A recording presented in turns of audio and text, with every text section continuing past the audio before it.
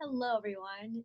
So, welcome back to, not like welcome back to, basically, welcome to part 2 of my series on how to help the NFs from the opposite perspective. And today, I will be sharing my musings about how to help NFJs if you're an NFP.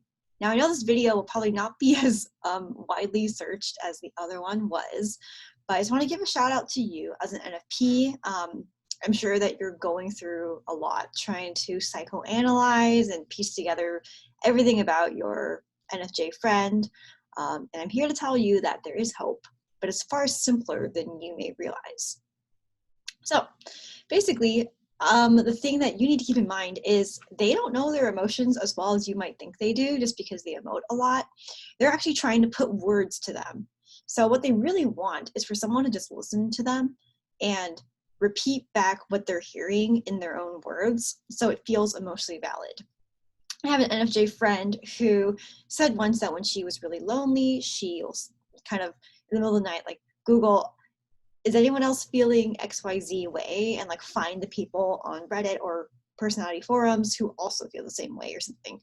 And I think that's really true, where NFJs just want to feel less alone because they don't trust the validity of their feelings in the way that we do.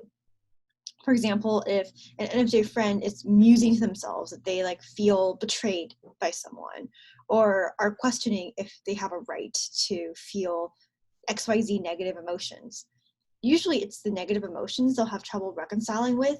So affirming that if you were them, you would feel that way too, and explaining the way that you'd be processing or thinking about life itself and why that comes so naturally to you is truly the way to get the NFJ to care about your perspective. Because if we're being honest, we want our perspective to be valued when we're helping someone to some degree. Otherwise, it does feel like a waste. So I would implore you to remember that you hold the power as the person who's not in the sad state of mind to rephrase and reframe it for the NFJ. They aren't expecting you to solve their problem if they're feeling hopeless and you're starting to feel hopeless. Just get down there with them and say like, oh, I've been there before, or your feeling reminds me of this feeling I've had. And I think that that's the best way to share life with the NFJ, because they're not expecting you to specifically do something to make the problem go away. They already know it's not going to go away. They just want to feel like, am I the only one that like feels that way? Like they just don't want to feel alone. And I think that a lot of NFPs, we try to give unsolicited advice like, oh, well, maybe you should do this, or maybe you should do this. When really the NFJ can already think of what they want to do or not do. They just want someone to listen and just be there, which maybe to you can feel like you're not serving your use.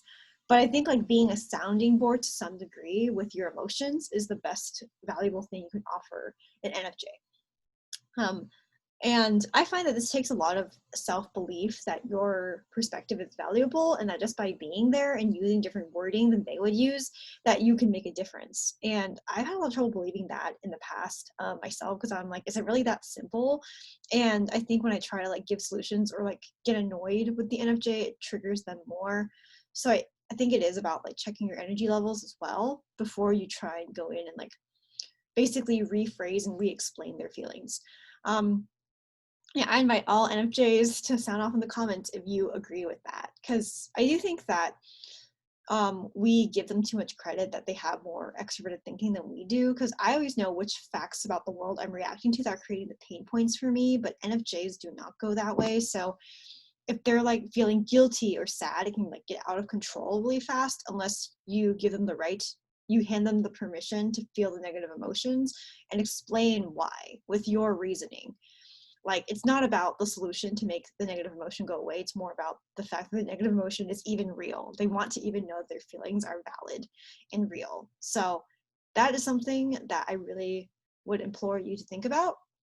Feel free to comment below if you do or don't resonate with this. I just find a lot of NFPs find NFJs difficult to deal with, but I think it's because we overcomplicate what they're actually asking for, and they don't really know how to express it very well. So yeah, anyways, that is my quick spiel on that for now. I guess I feel like it's pretty straightforward, but I'm also going to make more videos coming up in the next few days about ways that this won't work. So yeah, okay, bye.